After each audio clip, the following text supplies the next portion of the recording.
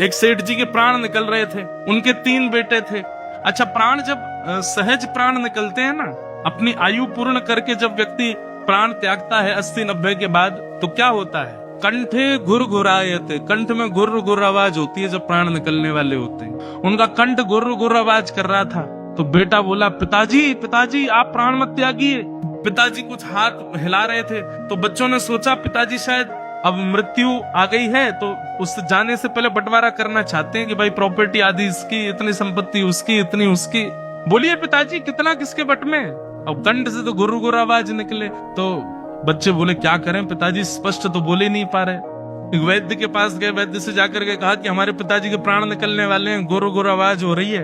वैद्य जी बोले मेरे पास एक औषधि तो है, वो औषधि मैं दे दूंगा तो उनका गला साफ हो जाएगा।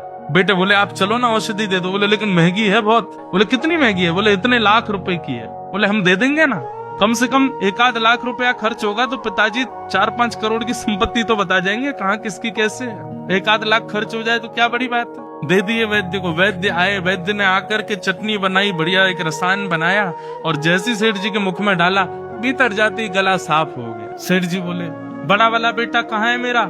पिताजी यहीं खड़ा हूँ मैं, आप बताओ। बीच वाला कहाँ है? बोले मैं भी यहीं हूँ। छोटा कहाँ है? बोले मैं भी यहीं हूँ। तुम्हारी पत्नियां कहाँ हैं? बोले वो भी यहीं खड़ी हैं, आप तो बस बता के जाओ किसका कितना कैसे।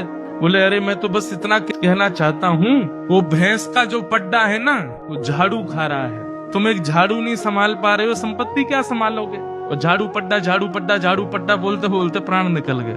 और ये बात जितनी आसान, जितनी हंसी की, जितनी हास्यपद लग रही है ना, उतनी ही सत्य है। व्यक्ति का जब अंतिम क्षण आता है वो विवेक शून्य हो जाता है, और उस समय वो चाह करके भी जगन्नाथ जी को बोल नहीं पाएगा, नाम याद कर नहीं पाएगा।